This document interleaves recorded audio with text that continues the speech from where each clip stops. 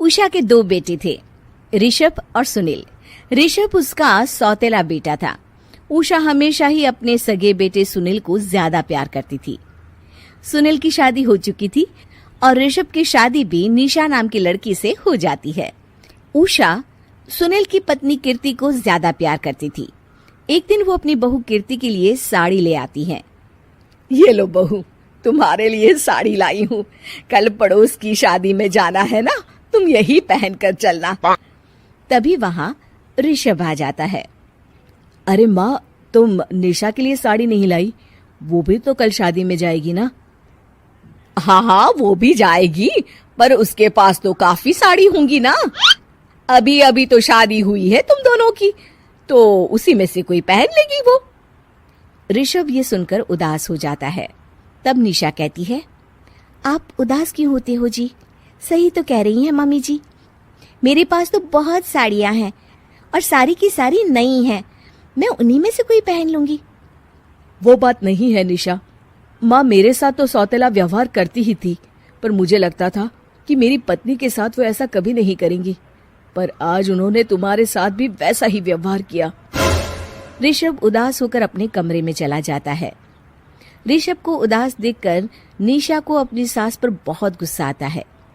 एक दिन उषा सुनील को कुछ पैसे दे रही होती है। ले बेटा सुनील, ये कुछ पैसे रख ले और बहू को कहीं घुमा लिया। जी मम्मी जी।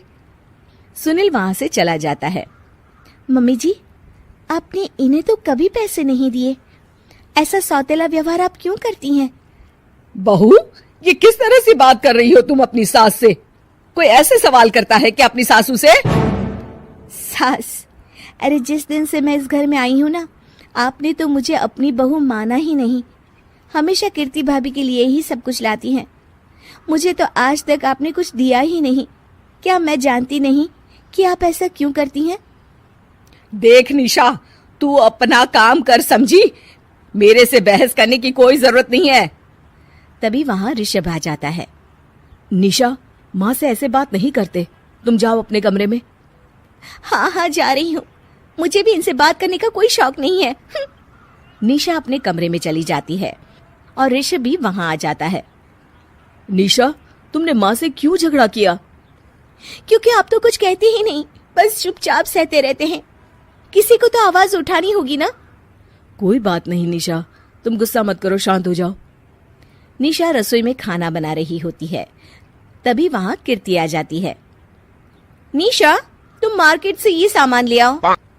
मैं क्यों जाऊं? आप भी तो जा सकती हो ना। दिख नहीं रहा कि मैं खाना बना रही हूँ? हाँ तो क्या हुआ, खाना बनाने के बाद चली जाना। हाँ, खाना भी मैं ही पकाऊं, बाजार जाकर सामान भी मैं ही ले आऊं। खुद तो कुछ करोगी नहीं, है ना?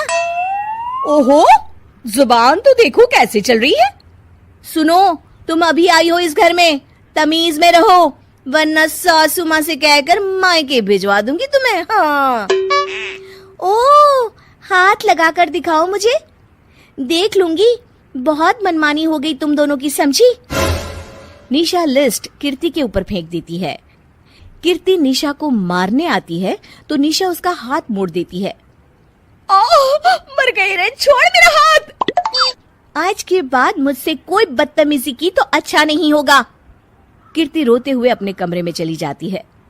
उस निशा चुड़ैल ने मेरा हाथ मोड़ दिया। मुझे नहीं रहना इस घर में। अरे कैसी बेकार की बातें कर रही हो। अरे निकालना ही है तो ऋषभ और निशा को निकालेंगे। नहीं, मुझे अलग घर चाहिए। कान खोलकर सुन लीजिए, हम दोनों इस घर से जल्द जाएंगे। आप नए घर का इंतजाम कीजिए बस। मैं इन दोनों के साथ ज्यादा नहीं रह सकती। हाँ, वैसे मैं भी कुछ दिनों से सोच रहा था। अच्छा हुआ तुमने कह दिया, मैं माँ को भी बता देता हूँ। माँ, वो क्या करेंगी तुम्हारे साथ जाकर? मैं चाहती हूँ कि तुम और मैं, बस हम दोनों ही कहीं शिफ्ट हो जाएं, इस सब झमेले से दूर।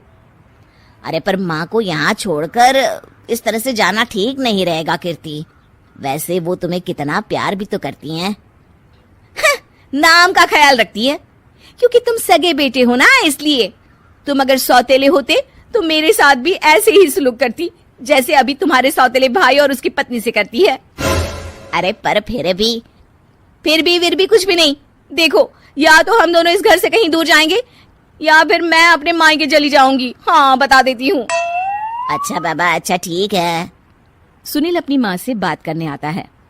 माँ, मैं सोच रहा हूँ कि कीर्ति के साथ अलग घर में शिफ्ट हो जाऊं। अरे वाह बेटा, ये तो बहुत अच्छा सोचा है तुमने। कब शिफ्ट होना है हमें? मैं भी पैकिंग कर लेती हूँ। अब नहीं माँ, मैं और कीर्ति ही जाएंगे बस। आप तो यहीं रहो, ये पुश्तैनी घर भी है ना आपका।